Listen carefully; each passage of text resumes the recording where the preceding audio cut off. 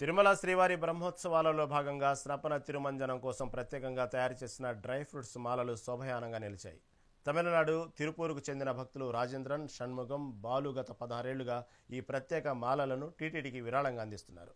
ఈ మాలలను పవిత్రం, లవంగం, యాలకులు, పైనాపిల్, కివి, ముత్యాల హారాలు వంటి వాటితో పాటు రోజా పువ్వులతో సుమారు 30 రోజుల పాటు నిష్ఠతో తయారు చేస్తారని దాతలు తెలిపారు. స్వామి పాదాలను ఈ మాలలు తాకడం తమకు ఎంతో సంతోషాన్ని ఇస్తుందని వారు ఆనందం వ్యక్తం చేశారు.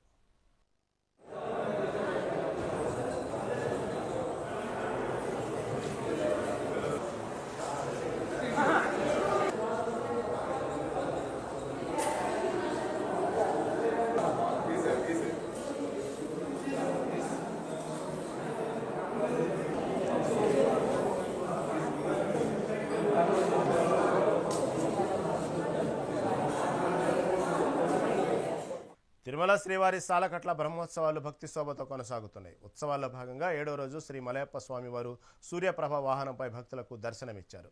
స్వామివారు బద్రీ నారాయణుడి అలంకారంలో భక్తులను అనుగ్రహించారు. భక్తజన బృందాలు చెక్క భజనలు, కోలాటాలు, మంగళ వాయిద్యాల నడుమ వాహన సేవ కోలాహలంగా సాగింది.